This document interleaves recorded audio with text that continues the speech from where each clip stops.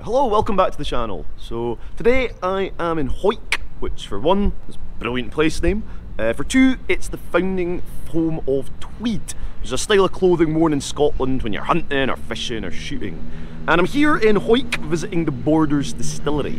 So it's a relatively new distillery, only opened about 3.5 years ago. And I really like visiting these more modern sites that kind of blend the traditional techniques and practices with a more modern and scientific approach. So I'm really looking forward to their tour. I'm excited to see what I'm going to learn.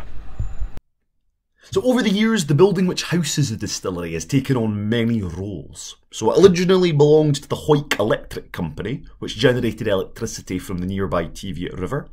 Then it was used to make Hawick balls, which are apparently a famous peppermint boiled sweet. It then housed Turnbull and Scott Heating and Engineering Company, so they could build their industrial-sized radiators, before an £11 million investment led to the opening of the Borders Distillery in 2018, making it the first distillery in the Borders since 1837. The distillery, it takes water from a subterranean lake underneath the distillery.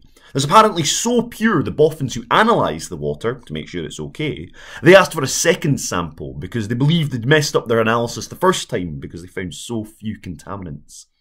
An interesting fact about the distillery I didn't know until after the tour was that they don't actually hire any tour guides, just everybody who works at the distillery, they do a wee bit of everything. Which explained why my guide Jamie was so at ease and enthusiastic talking about the more technical aspects of the production process, which, as somewhat of a scientist and a massive geek myself, I really appreciated. Now you might be wondering why the inside of the spirit safe is all blue. It's never actually something I've seen at a distillery before, but apparently it's quite common, and quite often the inside of a distillery's stills will be coloured blue as well.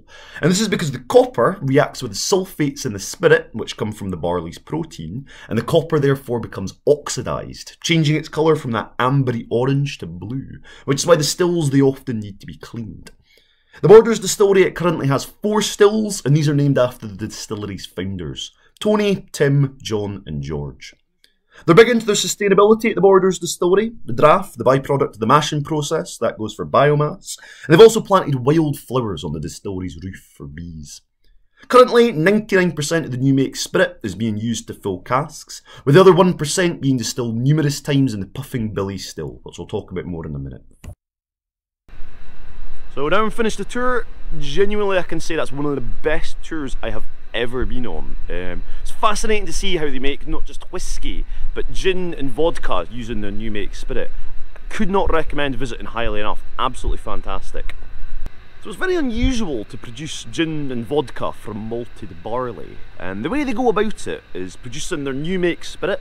So it's first distilled in their wash and spirit still, and then they'll distill it numerous times in their Puffing Billy still. So named because it looks like a steam engine's chimney, and the first, or the oldest surviving steam engine in the UK is known as the Puffing Billy. And this Puffing Billy still, it's filled with sacrificial copper, and this helps remove the heavy sulphurous compounds, and it allows the spirit produced to be nice and light, perfect for a gin or a vodka. I'm not a vodka guy, but genuinely I thought their vodka was excellent. It gave you a nice malty sweetness rather than the kind of harsh kick in the head I feel most vodkas give. The Borders Distillery gin, it's named after a rather famous former resident of Hawick, and that's William Kerr. So he was a botanist, and in his life he discovered over 200 new botanicals in Africa. Obviously botanicals, they're hugely important in the flavouring of the gin, and the Borders Distillery, they use things like oranges and ginger, and I think these really shine through.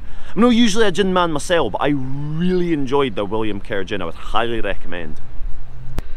So if you're around in the Hawick area, or even if you're in Edinburgh, I'd say it's well worth coming here for a visit. And I'd look out for their William Kerr gin and their Puffin Billy vodka. They sell them on Amazon. As I say, I'm not a fan of these spirits. I really enjoyed them, so that means they must be good. So if you've enjoyed the video, do give it a like. If you're thinking about maybe picking up one of these spirits, or you've tried them before, or if you're thinking about visiting the distillery, do let me know in the comments. And aye, have a good one.